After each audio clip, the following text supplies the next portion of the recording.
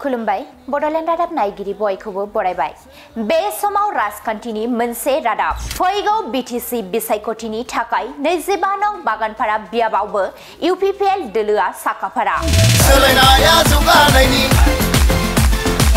25 नं बागानपारा बियाबनि इउपिपिएल दोलोनि बिजाथि खाथिराम बर'आ गावनि देरहानायखौ रोखा खालामदों।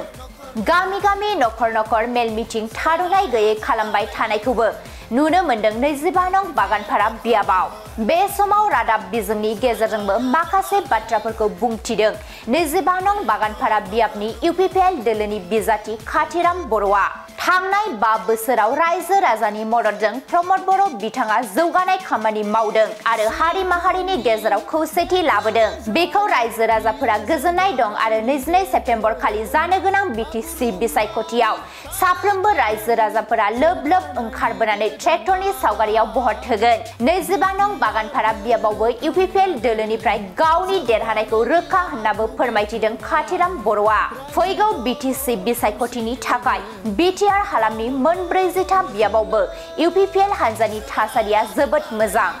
इउपिपिएल हान्जानि मोनफ्रोमबो मेल मिटिंआवनो लोब लोब रायजोफोर ओंखारबोदों आरो मदद खालामदों। बेनिखायनो फैबाय थानाय समाव प्रमद बर'नि दैदेननायजों इउपिपिएल हान्जाया 21 मासनि बांसिन देरहानानै सरकार दाफिनगोन होननानैबो रोखायै फोरमायदों खाथिराम बर'आ। जोंनि बागानपारा बिटिसि बियाब बे बिटिसि बियाबनि आंजों लोगोसे जोंनि जिखिनि मावथिफोर दङ जोंनि दोलोनि मावथिफोर जोंहा गोबां थाखोनि मावथिफोर जोंहा बुथ थाखोनि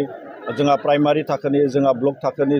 जिल्ला थाखोनि आरो मिरु थाखोनि जोंनि बागानपारा माने बियाबनि सिङाव माखासे बेबायदि जोंहा मावथिफोर दङ बिबानगिरिफोर दङ आरो बे मावथि आरो बिबानगिरिफोरा सानफ्रोमबो जोङो बे जि मोनसे फोसावदिंनाय बे फोसावदिंनायखौ जोङो खालामबाय थादों। जोङो नखर नखर थांनानै जोङो गामि गामि थांनानै जोङो जोंनि जि इयुन जोंनि जि लक्ष्य जोंनि जि माने थांखि आरो नोजोर बे थांखि आरो नोजोरखौ जोङो रायजो राजाफोरनो फोरमायहैदों आरो दिनैनि समाव जि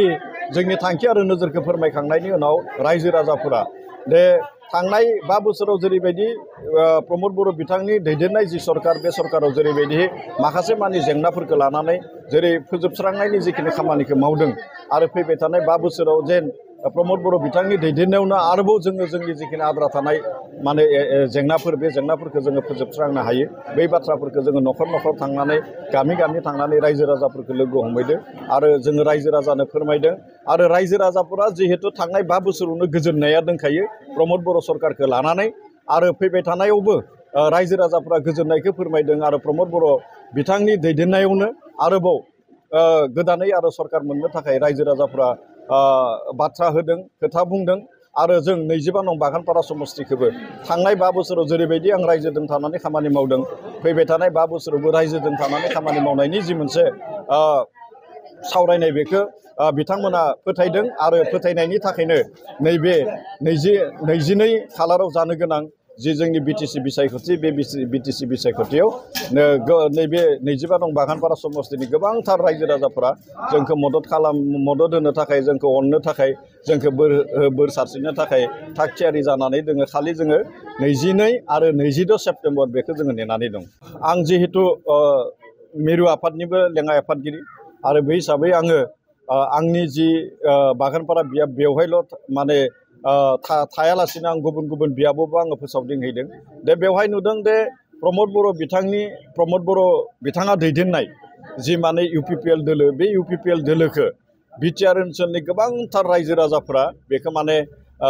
आजावनानै लादों आरो जोङो बुंनो हायो बिटिआर ओनसोलनि गोबांथार आइजोफोरा माने 100आव 55 जौखोन्दो आइजोफोरा माने इउपिपिएल दोलोखौ माने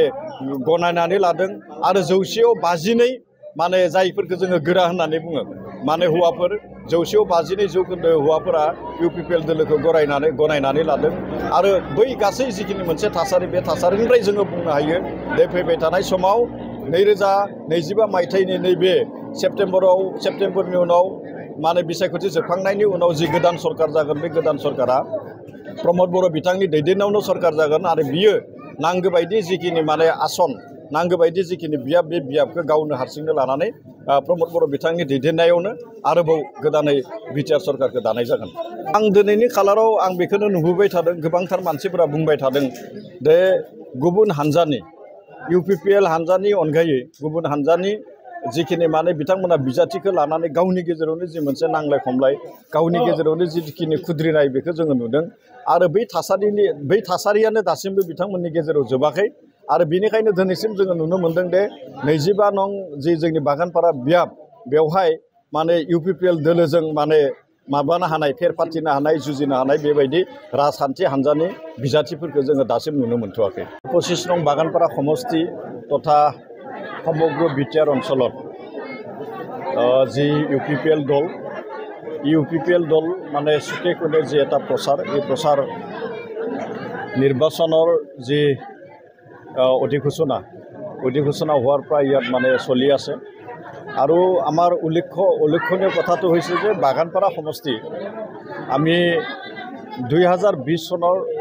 জয়যুক্ত হোৱাৰ পিছত सरकार गठन करार पिछरे परा आमी बागानपारा समष्टितो माने जेनेকৈ माने आमार दलीय कर्मकर्ता सकले काम करि आछे ठीक तेनेকৈ आजितो निर्वाचনৰ बता निर्वाचনৰ समय এই निर्वाचনৰ बता निर्वाचনৰ সময়ত आमी काम करिছো जे आमी माइक्रो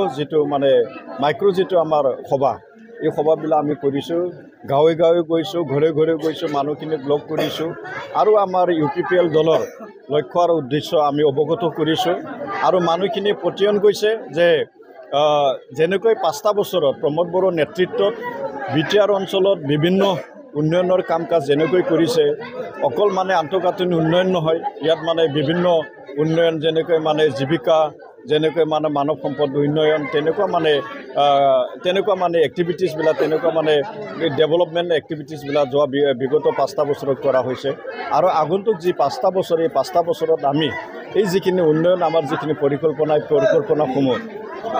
তীব্ৰ গতিত কাম কৰাৰ কাৰণে ইতিমধ্যে সিদ্ধান্ত লোৱা হৈছে আৰু সেইবিলাক কথা আমি আমাৰ ভোটাৰ ৰাইজৰ ওচৰত আমি গৈছো আৰু এই যিখিনি আমাৰ লক্ষ্য আৰু উদ্দেশ্য এই লক্ষ্য আৰু উদ্দেশ্যবিলাক আমি ভোটাৰ ৰাইজক অৱগত কৰিছো ইয়াতো আছে বিভিন্ন দল ইয়াত আছে কিন্তু আজিলৈকে মই যিখিনি দেখিছো যিখিনি বিভিন্ন